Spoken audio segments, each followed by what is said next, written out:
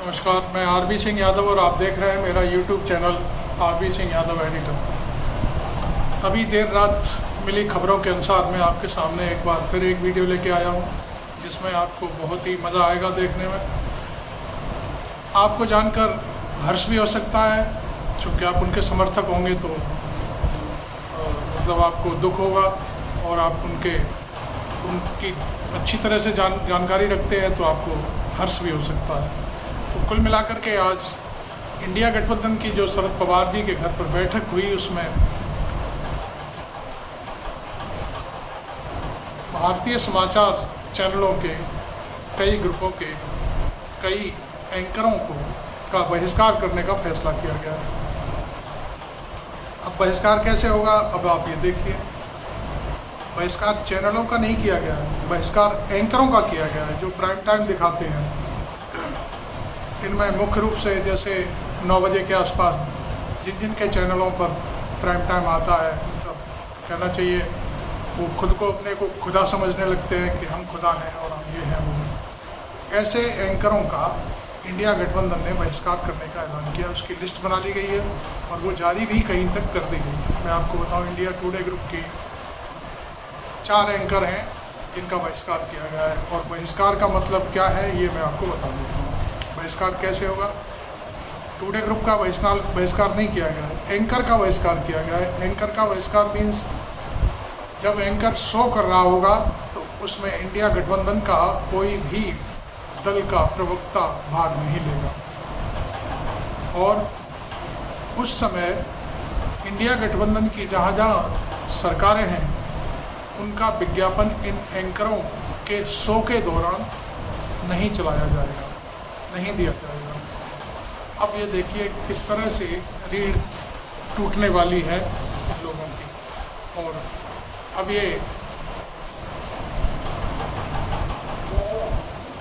इन एंकरों का क्या होगा ये तो हम नहीं जानते, लेकिन इस तरह का निर्णय ले लिया गया है। और इस निर्णय की जो वजह बताई जा रही है वो ये है कि ये एंकर खुद बीजेपी के प्रवक्ता बन जाते हैं, सरकार के प्रवक्ता बन जाते हैं। और जब कोई विपक्षी दल का प्रवक्ता अपनी बात कहने की कोशिश करता है तो उसकी बात को टोक देते हैं, रोक देते हैं और पूरी बात नहीं दिखाते।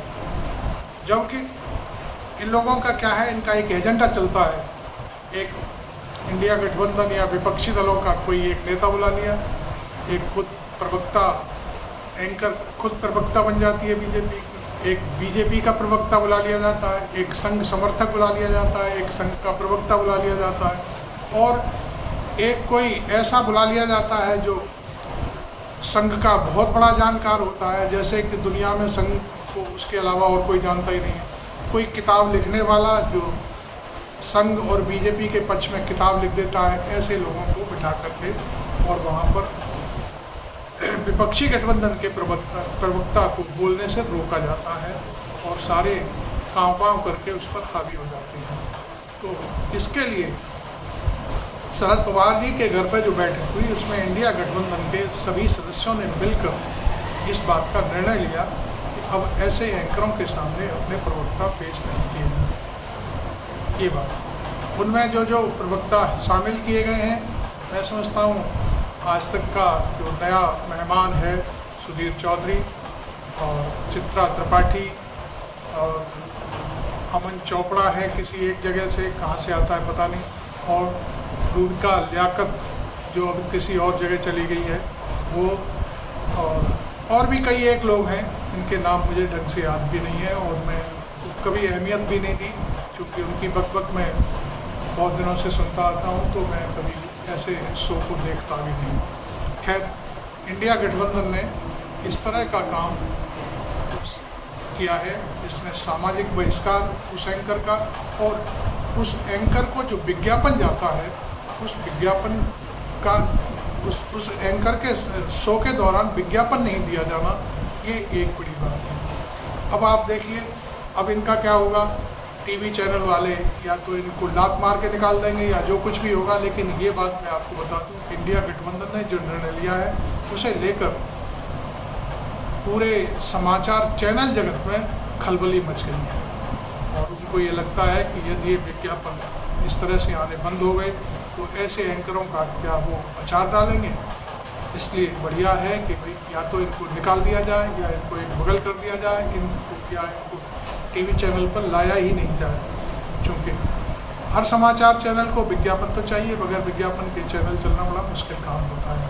शायद हमसे ज़्यादा कोई नहीं जानता इस बात को। लेकिन जब ये प्रवक्ता बन जाते हैं बीजेपी के, तब ये शायद समाचार चैनल को भारी पड़ सकता है। अभी देखिए एनडीटीवी का जो एक नया सीईओ है, उसने शोभित मिश्रा को यही कहा था कि राहुल गांधी की प्रेस कॉन्फ्रेंस में जाइए और हंगामा मचा दीजिए, अपने सवालों की झड़ी लगा दीजिए और उल्टे सवाल पूछिए, गार्डियन, फाइनेंशियल टाइम्स और इस तरह की चीज़ें पूछिए कि आप उन पर विदेशी मीडिया पर विश्वास करते हैं, ये है वो है, बहुत सारी चीज़ें भर के भेजा था पूरा। लेकिन उस लड़के ने मना कर दिया कि नहीं, मैं ये सब चीज़ें नहीं कर सकता, क्योंकि मेरी उसकी अपनी भी गुडविल है और मेरा का एक नैतिकता भी है। तो इस समय ये सब चीज़ें चल रही हैं। मुझे लगता है कि आज की बैठक जो निर्णय लिया गया है इंडिया गठबंधन में, वो बहुत ही काबिल तारीफ है। और मैं समझता हूँ इंडिया गठबंधन को अब किसी भी प्रचार तंत्र की या बड़े चैनल की ज़रूरत नहीं है, क्योंकि सालों साल से, पिछले 9 साल से सारे समाचार चैनल विपक्ष के पीछे पड़े हुए हैं और हमेशा उनसे किसी न किसी रूप में गलत पेश करने की कोशिश करते रहे हैं। यही समाचार चैनल है जिन्होंने राहुल गांधी को पप्पू कहलवाना शुरू किया। राहुल गांधी तो कुछ नहीं जानते, कुछ नहीं करते, लेकिन वही राहुल गांधी आज देश के ही नहीं, विश्व के जाने माने नेताओं की शुमार में शामिल हो गए हैं। तो मैं समझता हूँ कि ये वीडियो मेरा आपको देर रात बनाया मैंने, कैसा लगा आप इस पर अपनी टिप्पणी ज़रूर करें और मेरे चैनल को सब्सक्राइब ज़रूर करें, जिससे आपको मैं नई नई बातें, नए नए समाचार, नई नई जो चल रहा है दिल्ली में राजनीति में, उसकी परतें खोल के आपके सामने रख सकूँ, क्योंकि ये सारी चीज़ें शायद कोई चैनल आपको दिखाएगा नहीं। इसलिए मेरा मकसद यह है कि भी आप वंचित ना रह जाएं किसी चीज़ से, इसलिए मैंने ये वीडियो बनाई। Thank you very much.